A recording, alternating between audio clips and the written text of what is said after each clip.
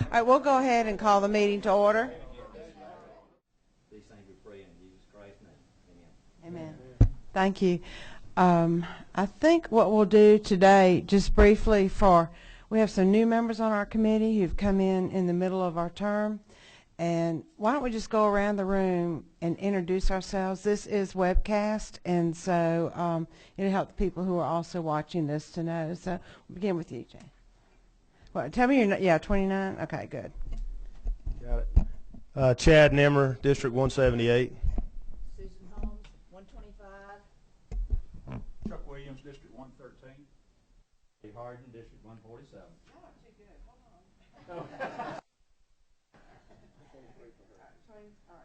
Lynn Riley, District 50. Thank you. All right, this looks like a bingo game, and I have not scored. Randy Nix, District 69. I'm Lynn Smith, Chair of the committee. I'm Judy Manning, District 32. Jan Tankersley, House District 158. Delbus Dutton, 166. Brian Thomas, District 100. Yeah, Ralph Long, District 61. Thank you. Roger Lane, District 167.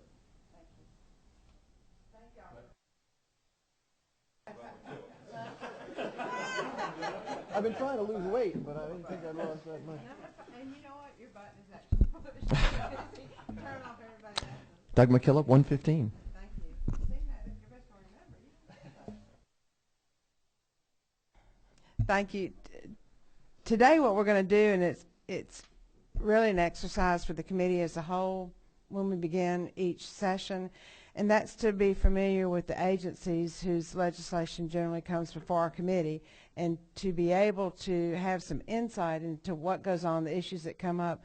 I think it's a good idea to have our legislators have a face-to-face informational meeting with our agency heads and division heads. So we're going to start off today with Mark Williams. He's the DNR Commissioner, and we'll have about 5 speakers. And I think what we'll do, Mark, do you want us to have everybody introduce and give their talk and then come back to questions? Yeah. Okay, we'll do that. Thank you.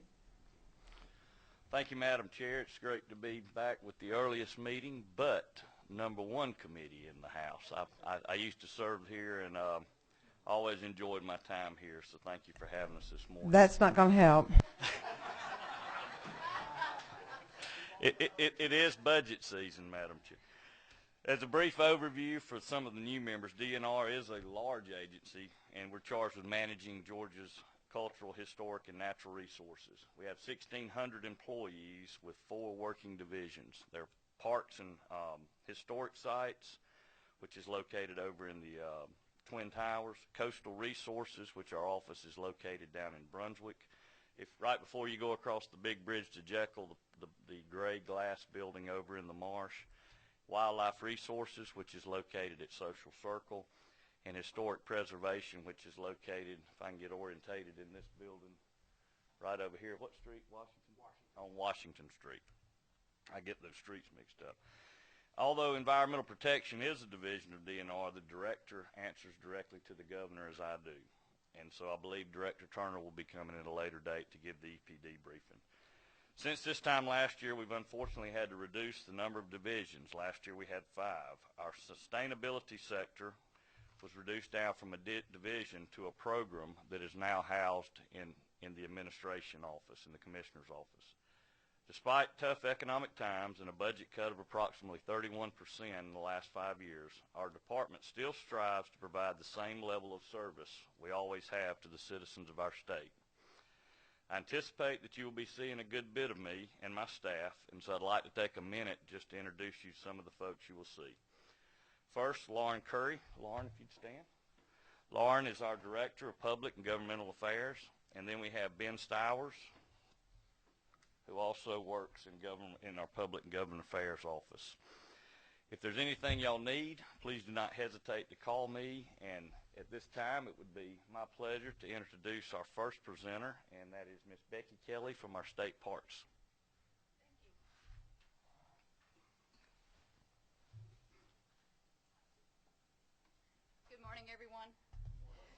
I've left at your place a little brochure that'll give you information about your Georgia State Parks and Historic Sites Division. I'm very honored to be with you this morning. Many of you have parks in your district, so you know about Georgia State Parks, but some of the new members may not. We are blessed with many wonderful cultural and natural resources in our state, and it's my honor to be the responsible steward for them. Our mission is to protect and preserve these facilities, the cultural, natural, and recreational facilities, for the engagement of our public so that they can appreciate our natural and cultural amenities we have here in the state. As you know, we've been working through the budget process for a number of years, and we've been working through some transitions. We are, as I think I mentioned to Representative McKell, we are working the problem every day, trying to work with our local communities, work with our friends groups, and many of you who have parks also have very strong local support with their friends group. We're very indebted to that, and we are continuing to look forward to the understanding of the importance of our parks to our communities and to our state. The economic impact of our facilities is tremendous. It's very important to our local communities. Our 8 to 10 million visitors each year generates between $600 and $700 million worth of economic impact to our state. So I would hope that we would evaluate that as we move through the budget process in considering the important preservation of our natural and cultural resources. We do have one bill that will be moving through the legislature this year. It's Senate Bill 319. It is a bill that addresses a current part of the code relative to boats on our park lakes. As the code is currently written, if we need to change the hours of operation or what we can allow on in a state park lake like a private boat, legislation would be required to allow me to make those changes. So Senate Bill 319 simply asks you to take those requirements and give them to the Commissioner of the Department of Natural Resources under his authority under Title 52. That'll allow us to be more responsive to our guest preferences and to the resource management needs of our park with lakes. So I'd like to stop right there, and I think that's all, unless there's something else, Ms. Chairman. Everybody? Commissioners, we'll go back and take our questions later, but thank you very much. Yes, ma'am. Thank you. Thank you, Becky. And now, Madam Chair, I'll have Director Dan Forrester come up from Wildlife Resources. Thank you, Commissioner, Madam Chair. It's really a pleasure to be here. I appreciate you and the committee taking time to visit with us, and hope you'll find the dialogue kind of productive. As the Wildlife Resources Division, I think most of you know that our responsibility and mission focuses on the management and protection of the state's wildlife as well as freshwater fisheries resources. We do that through a variety of programs because we have responsibility for hunter safety education, for managing endangered and threatened species, and we also do the enforcement. So the conservation officers is one of our primary sections in which we deliver our mission services. We also have 3 other sections. One is our Wildlife Resources section, which deals with all those things that are essentially hunted. We've got our Fisheries Management section, which deals with all the freshwater fisheries issues, including hatchery management, the management of our public waters, surveying, stocking, that kind of thing. And we've got a non-game conservation section, and this is one of our programs that actually receives 0 state funding. We fund that through a variety of donations and creative programs, and that section is essentially responsible for managing those things that are not hunted or fished, everything from butterflies to the endangered right whales, sea turtles, gopher tortoises, and the like. We've got a variety of assets that I hope all of you are familiar with and enjoy because they touch basically every district in this state. We've got a total of 89 wildlife management areas, and that totals about 1 million acres of public hunting lands that we manage in the state. Only about 1/3 of that is state-owned. The rest we manage through long and short-term leases with folks like Forest Service, Corps of Engineers, private timber companies, and private individuals. We've got 10 public fishing areas that generate tremendous local economic impact for those of you that are near those. They have about 2,200 acres of fishing lakes open for the public, and even our smallest areas generate upwards of 15,000, 20,000 visits per year just from fishing. We've got 10 fish hatcheries, 142 state boat ramps, 7 regional education centers where we're funded, again, without state monies, where we cooperate with local RESAs and school systems to deliver some education in the environmental arena with some of our partners. We've got a number of shooting ranges and natural areas. So we do all this with about 550 folks and a budget that we end up spending roughly around $60 million a year. I want to say just a word about our budget because I think it's important. We are proud of the fact that much of our resources come from a user pay system. Okay, out of the money that we spend, only about 8% of that is state appropriated general tax revenue. And by that I mean we get more than that in appropriations, but we generate a significant portion of that, about $24 million from hunting and fishing license sales, which goes into the general fund.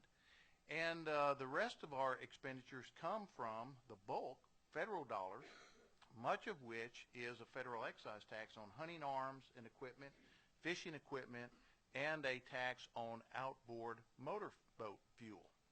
And that generates our boating safety program as well. So we are very much tied to a user pay system, and so much of what we deliver in terms of services directly impact and facilitate those. Just a word about economic impact because it is significant. The value that we generate, both directly and altruistically from our resources, is of significant value to the state. The wildlife that we have wild and what we have in the state is incredible, and we've got some incredible assets. We're first in amphibian species diversity, third in freshwater fish species, seventh in reptile. We've got greater diversity here than just about any other state in the nation. And when you talk about hunting, we have more non-resident hunters coming to Georgia than any state in the nation. It's incredible. You think about other large states, but it's because we've got tremendous assets. The economic impact of some of these things, just from fishing, it's about $1.6 billion in ripple effect a year, and for hunting, it's about $1.1 billion in ripple effect. Hunters and fishermen every day in this state directly expend $5 million a day and pursuing what they like to do. Is pretty significant. And as most of you rural folks know, there's not too many land taxes out there from larger landowners that isn't paid in some respect with the hunting lease fees that are generated from deer hunters and others. So it's pretty important. Wildlife watching the same way. We've got about 2 million residents that find great value in wildlife watching, and they have a $1.6 billion economic impact here. And boating is likewise. The reason for the Go Fish initiative a few years back was to stimulate economic impact.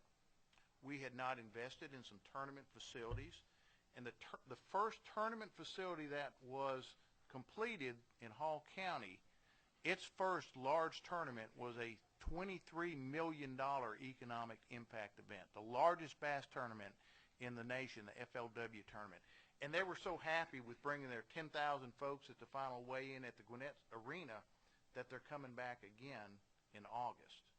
And all the other ramps that have been completed, which there's 12 to date in that series, have generated significant impact. Even a small bass tournament can generate $3 or $4 million locally. So we're trying to tie what a lot of folks love into the tourism industry and benefit the folks in this state. So proud of what we do, proud of our staff. I've got very able Colonel Eddie Henderson, who is chief of our law enforcement section. Hope many of you know him. Mark Whitney is the chief of our game management section. Mike Harris, chief of our non-game section.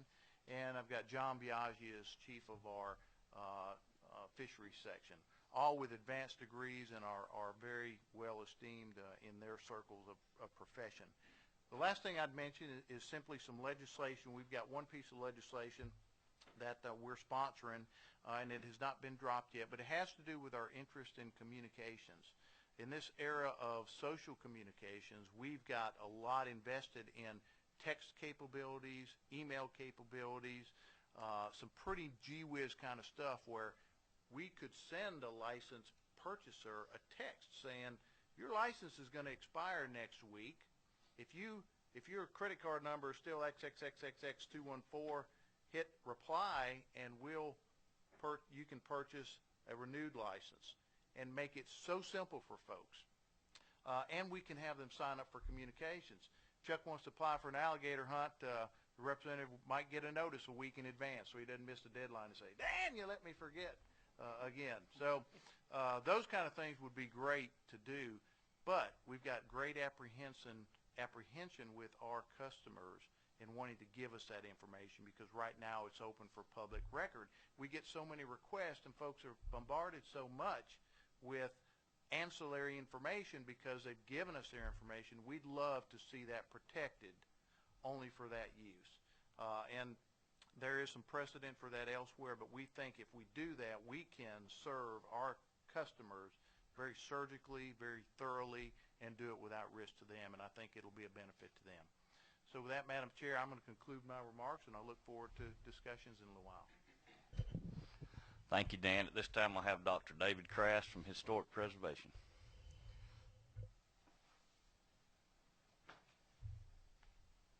Good morning. I am privileged to be the director of our State Historic Preservation Office. We are one of 50 such offices across the country. The State Historic Preservation Offices, or SHPOs as we're called, sort of form the backbone of what's known as the National Historic Preservation Program. This was developed out of a congressional act in 1966. States in the late 1950s and early 60s were very upset about federal agencies coming into their borders and carrying out big projects like through HUD and Federal Highways, Corps of Engineers. They were blowing away lots and lots of historic buildings and critical archaeological sites with no input from state lawmakers or local citizens. And so Congress created state historic preservation offices with one primary goal in mind, and that was to serve as a watchdog over federal agencies doing business in the state. That is one of two of our major activity areas. Together, these two things that I'll talk about this morning make up about 98% of the things that we do in Historic Preservation Division. We are the watchdog over federal agencies in the state. From a practical standpoint, that means that we review somewhere between 2,500 and 3,000 federal projects every year. These are usually economic development projects associated with infrastructure development or infrastructure improvement. A good example is the Savannah Harbor Deepening. We've been intimately involved with that project for about 12 or 13 years now. I'm very proud of our environmental review staff. When I came on board about 2.5 years ago, we had a pretty cumbersome review system. It was taking a long time for us to get projects through our office. This, of course, means dollars that aren't being spent in the Georgia economy, and so we've streamlined our review process over the last 2 years or so, and we now have one of the fastest review turnaround times in the SHPO system nationwide, so I'm very proud of the work that our folks do. Our other major activity area is economic development. You don't normally think of historic preservation being involved in economic development, but that is in fact what historic preservation has been about from the very beginning in the 1930s and 40s. I'd like to talk about two areas of economic development that we're involved in, and I mention these in particular because our office, thanks to the hard work of our staff, is nationally recognized for the work that we do in these two areas. One of those is our state and federal tax incentive program. Since over the last decade or so, private investors have put over $500 million of capital into renewing existing infrastructure, historic buildings, and restoring them to productive use in their communities. This has produced something over 10,000 jobs and about $420 million in receipts and wages to the construction industry and proprietors of the occupants of those buildings. A good example of how this works comes from right down the street, right down the road in Macon. The Historic Macon Foundation has been working with our office for about 10 years now. They've restored and put back on the market over 140 historic homes in 2 neighborhoods. And in those 2 neighborhoods, crime has dropped 80%. When times were good, the economic value of those homes appreciated much more rapidly than they did in surrounding neighborhoods. And when the bubble burst in 2008, those 2 neighborhoods have retained their value much, much better than the surrounding neighborhoods have. All this while creating over 2,000 jobs and keeping 20,000 tons of material out of our landfill. In addition, the city gets, I think, $140,000, $150,000 in additional tax revenue off of those properties that they wouldn't have had otherwise. So that's a really good example of how our tax incentive program works. Our biggest project right now is going to be over here at the old Sears building, City Hall East. When that project goes to completion over the next decade or so, it will have the same effect on that Ponce de Leon corridor that the Fulton Bag complex did. This is a mill complex over on DeKalb Avenue. That was a tax project our office guided through the process about a decade ago, and it led to the economic revitalization of what's now known as East Atlanta, that Moreland Avenue corridor over there. The second area that I wanted to mention briefly is our Certified Local Government Program, or CLG program. In order to become a certified local government, a community has to have a Historic Preservation Commission, and that commission has to draft and pass a historic preservation ordinance that's congruent with state and federal code. We have 82 such CLGs now across the state. This is one of our most popular programs, and the reason that it's so popular is because it enables local communities to seize control of their economic destiny in their downtown areas. Communities like Jefferson, Thomasville, Madison are all CLG communities. In fact, Madison's a great example. That little town gets between 45 and 55,000 visitors a year who come there to stay in the bed and breakfast, eat in the restaurants, shop in the stores there around the square. So with that, I think I'll close my remarks. I do have 29 folks in our division. As I once heard a preacher in a small church say, we are small in size but mighty in spirit, and I'll be happy to take any questions later on. Thank you. Thank you, Dr. Crass. And our last division to present is Director Spud Woodward from Coastal Resources. Thank you, Commissioner, and thank you, Madam Chair, and good morning, everybody. In a state blessed with an abundance and diversity of natural resources, the coast is one of our most valuable assets. I think anybody who's been to coastal Georgia sees how drastically different it is from a lot of the coast you see on the Atlantic seaboard. There's still places in coastal Georgia where you can stand on a beach and look to the north and the south and see no evidence of any human habitation, and that's a very rare thing and very, very valuable to us. It is the responsibility of the Coastal Resource Division to help the public that owns that coast be good stewards of those resources so we can preserve it and maintain it. Not only does it have tremendous ecological significance and historical significance, but our coast is home to two very important deep water ports that generate billions of dollars of economic activity for the state. It also provides opportunities that generate over $2 billion in coastal tourism. And within that, you've also got fishing. Commercial fishing for shrimp, blue crabs, producing seafood is generating around $45 million a year in economic activity, and then recreational fishing is generating around $300 million of recreational activity. So this 100 miles of coast really is an economic engine that generates a tremendous amount of value to the state of Georgia. Our division has four primary areas of responsibility. One is managing these saltwater fisheries that generate this economic activity and these ecological services. And we do that very similar to what Wildlife Resource Division does. We have the same approach. We monitor populations of animals. We survey fishermen. We collect data to try to make good decisions about not only the now but the future, particularly the future, because a lot of what we're trying to take care of is vulnerable to our neglect now, and if we want to pass it along to the next generation, we've got to better understand it. We also construct boat ramps, fishing access to allow people to have access to our wonderful coastal waters and marshlands. We are also responsible for administering the Coastal Marshland Protection Act and the Shore Protection Act, two pieces of remarkable legislation that this body passed back in the 1970s that really have preserved coastal Georgia in its current state. And we work as staff for the committees that administer those two acts, organize the meetings, and then represent the state's interest. Also, we work on behalf of the governor as the custodian of state properties to ensure that when individuals and businesses are going to use our marshes and state water bottoms that we go through the proper process, permitting that and deriving revenue streams back to the state as a benefit. We also administer the Coastal Management Program for the state of Georgia.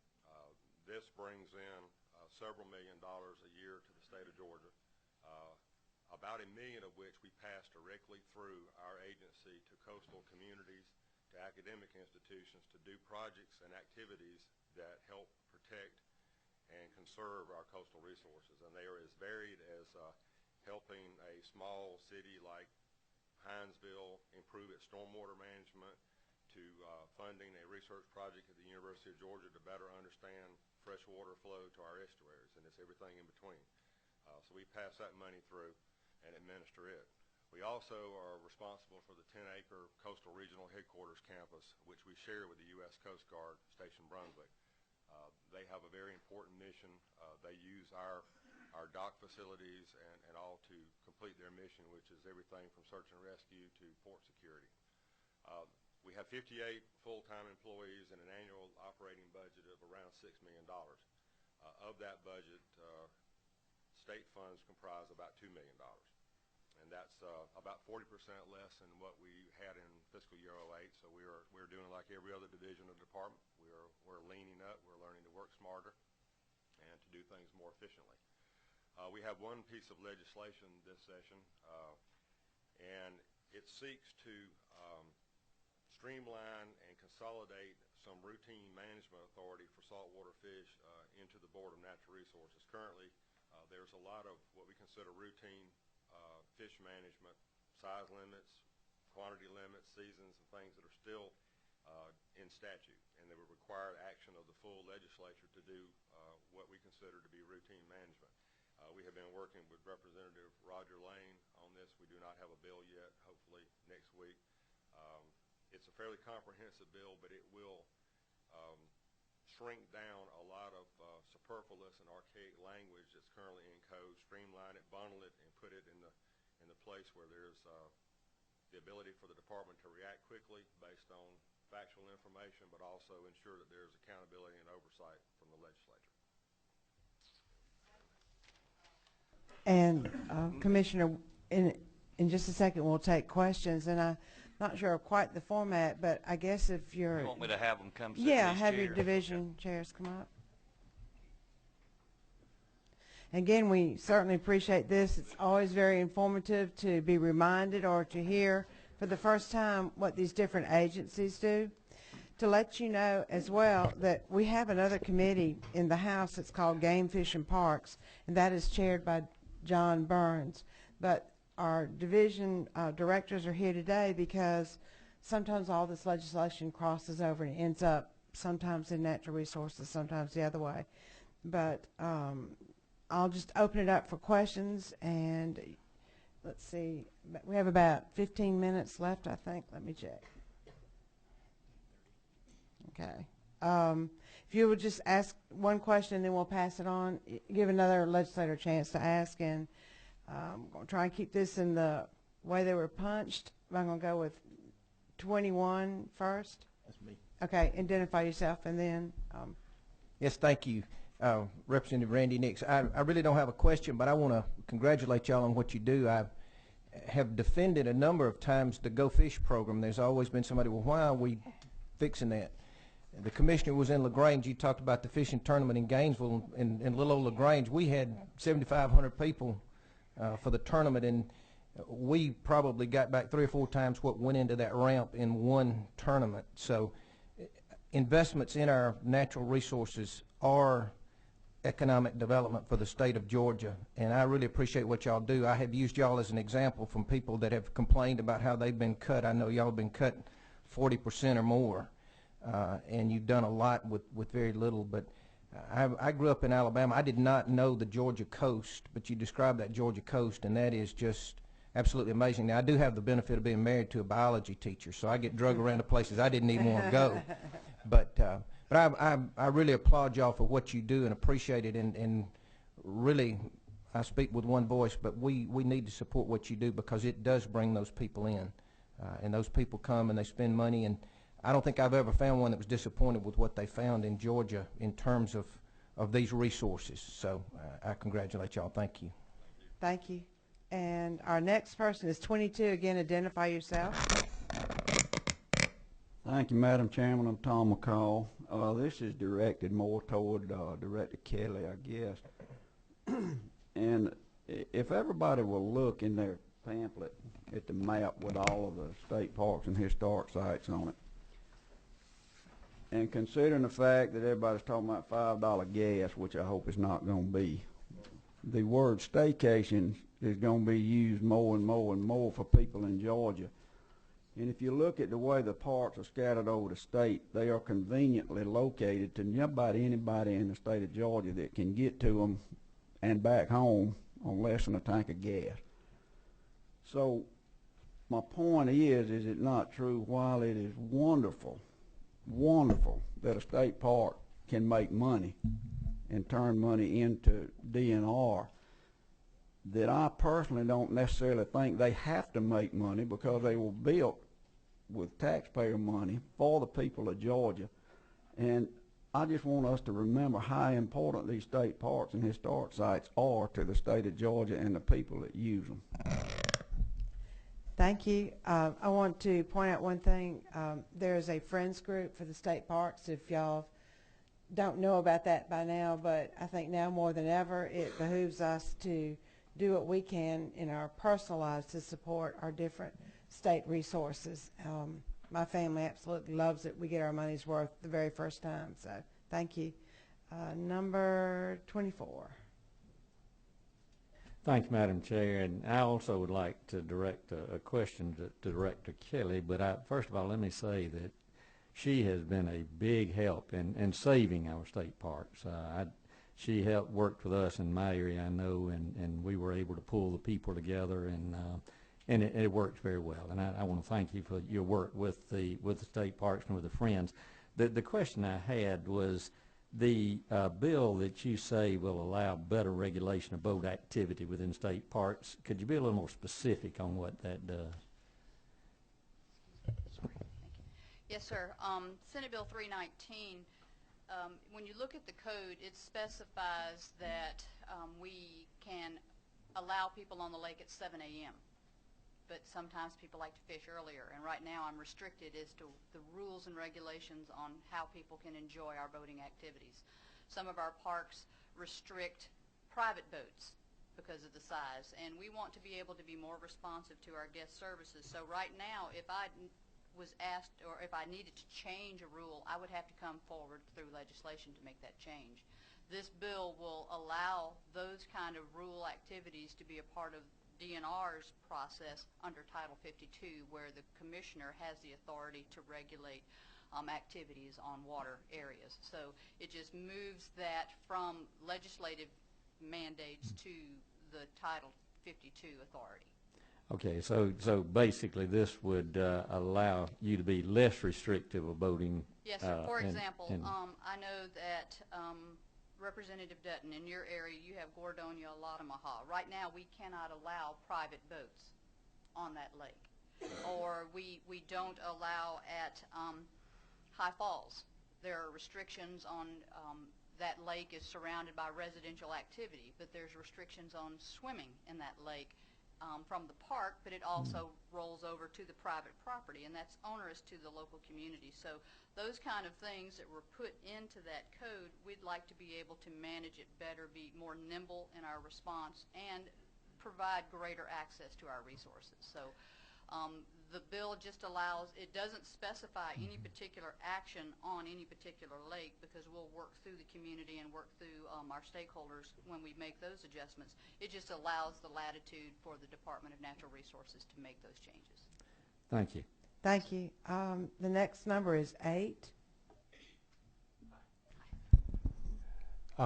Ms. Kelly, you're the star today. It looks like I want to continue my colleague's question, to be honest with you. Do you have any history as to why it was structured in its original format anyway? No, sir, I don't. It was before my time, is the way the title was constructed, so I don't have any any information on how it became to be a part of code. Okay, thank you so much. I do appreciate you. Sorry. Thank you. Number 5. Doug McKillop, this is a message. This is a question for Director Forster. And I'm sure your crack legislative team, Director Curry, is already on this, but if you have an Open Records Act tweak which is what it sounds like, and I would generally support it since I know you're trying to. I would love to be able to get a text and hit yes rather than try and get up and figure out at 4 a.m. that I have to renew my license. But I'm sure you're aware that Sam Olens, the Attorney General, has an omnibus bill moving. Are y'all working with him to just put your tweak into that and let it move, or are you going to try and move it separately? Lauren can bail me out if I get out of line here, but I believe we have actually looked and worked with Legislative Counsel and others, the Governor's Office, and I think right now that change would actually be in Title 27. Different title. Okay, Yes. That's probably good for y'all. Yes. The next number is 25. Thank you, Madam Chairman. Chuck Williams from Watkinsville. To Director Forrester, I just first wanted to, as a user, compliment you on the online licensing program. I know that your customer base maybe had some reservations about that when you rolled it out a few years ago, but it is certainly user-friendly, and I compliment you on that. A question, Director, as it relates to your law enforcement division. I know particularly in rural Georgia, your conservation rangers oftentimes play an active role backing up local law enforcement in those rural areas. Where do we stand on staffing levels with law enforcement rangers, and where do we stand as far as salary competitiveness relative to other law enforcement careers? Great question. On the issue of number, right now we've got 189 law enforcement conservation officers on staff. That's down from a few years back where we had as many as 240. So we're down significantly. The model of applying one conservation officer dedicated to a county and assistant elsewhere, obviously with the number we have, the math doesn't work.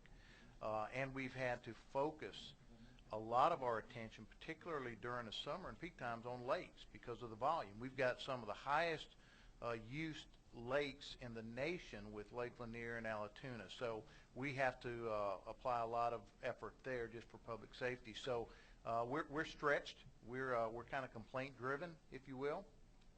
With respect to the compensation, with all department employees, there has not been a career path.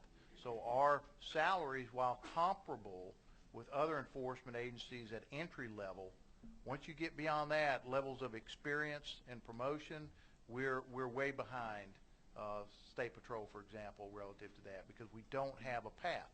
We hire somebody 8 years ago, somebody else comes in and we hire them next year, they're at the same pay. And quite honestly, it is an issue not only for enforcement but across state government, since we don't have an active career path. Thank you. Number 27. Yes, I'm Susan Holmes from District 125, and I'm speaking with directly with Dave Crafts, who I am so appreciative of you and your department.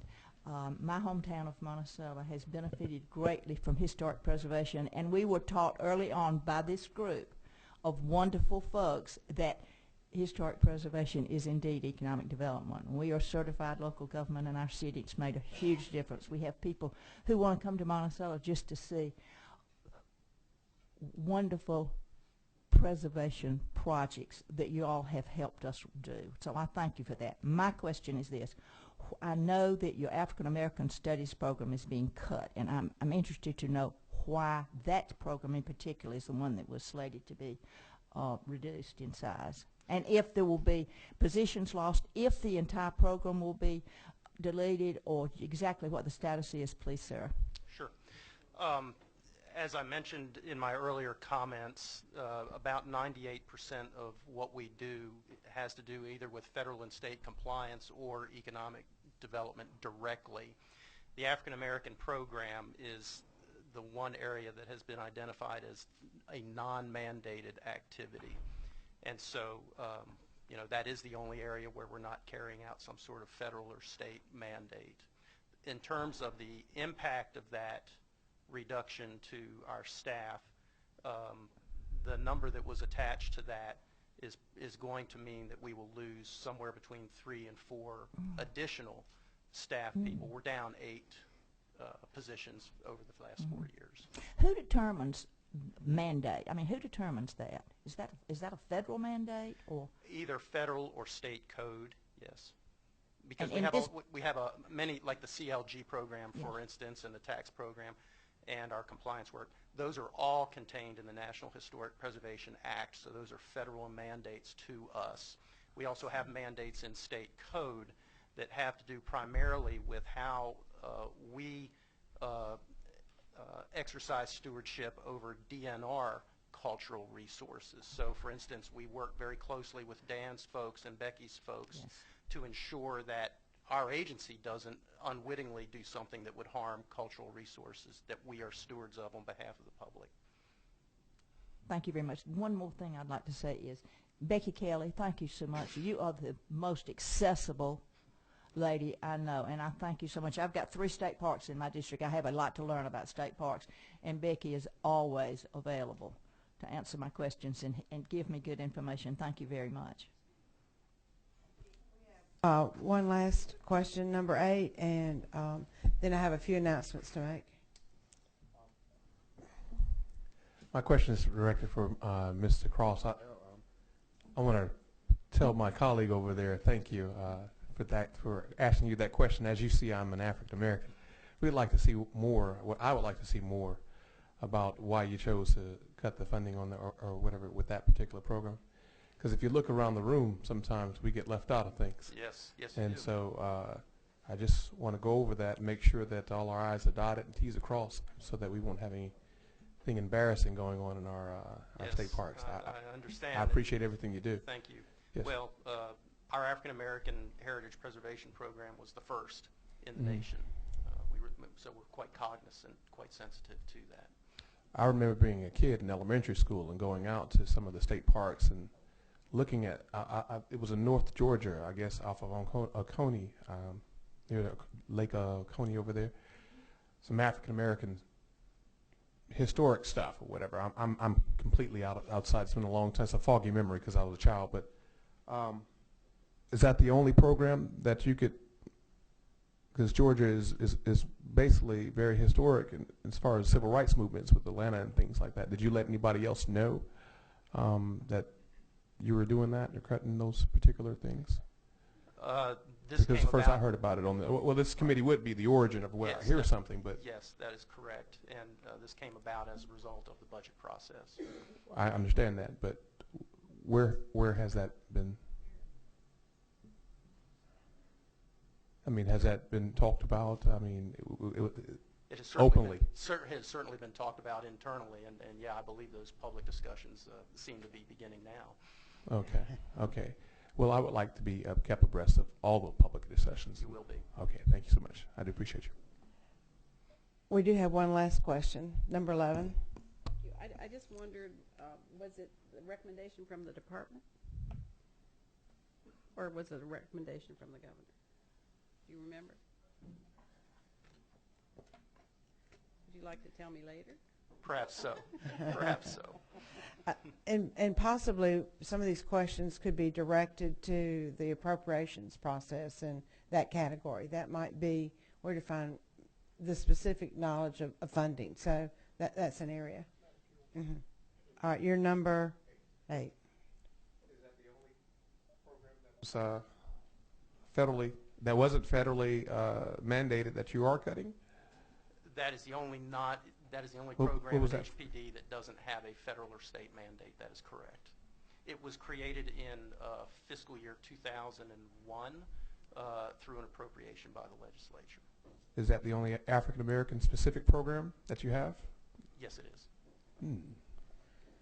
That might not be a good idea, but thank you. And then, okay, then this really is the last question. Number 5, sorry. Thank you, I Doug keep McKillop. trying to ignore you. No. You're not alone.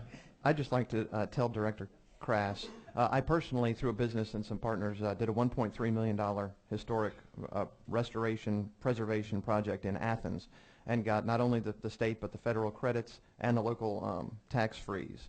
And everyone in your department said Dolder was the point person on it all the way through, absolutely professional, absolutely easy to work with, totally streamlined. I know you've only got 29 folks, but I was super impressed with the job that y'all do, and I just want to thank you for it. I think you're a great agency. I think you're doing a great job, and thank you.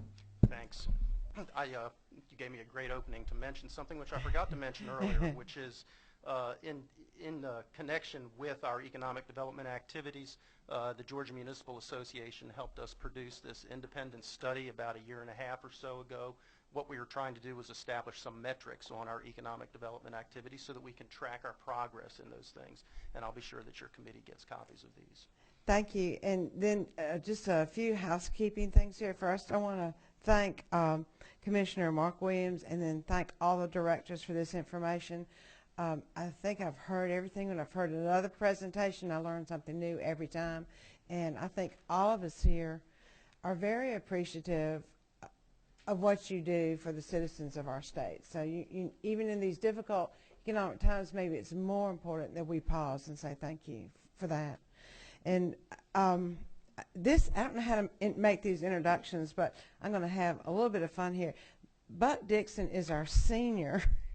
If you look at him for a second, you know I'm going. He's our senior analyst, and he is budget and our analyst. And then we have Brian Groom. Brian, if you will, he is here this year. And both Brian and Buck will be available to our committee for analysis and that type of things, but they also work in other aspects of the budget process, not this committee, but other areas. But I just wanted you to know those two faces. And then Jeremy Airy. Jeremy, if you'll stand. Jeremy is our new leg counselor. If you remember, Wayne Allen was promoted to the senior head of leg council. So Jeremy's already scribbling away and ready for us. So, and then, as always, we need to recognize everything that Michelle Sloan does, the office administrator. She juggles, and then we have an intern every year, and our intern is Orion Monsanto, and he is a very quick study. But if you will all be patient with us as we try and get to a level of understanding how this committee operates and such as that, because I've got a new bench, but wonderful players. They were good drafts. Yes. Thank you. Just pay attention to the announcements. We'll do what we can to get them out to let you know in advance. Thank you again for the presentation and for coming, committee.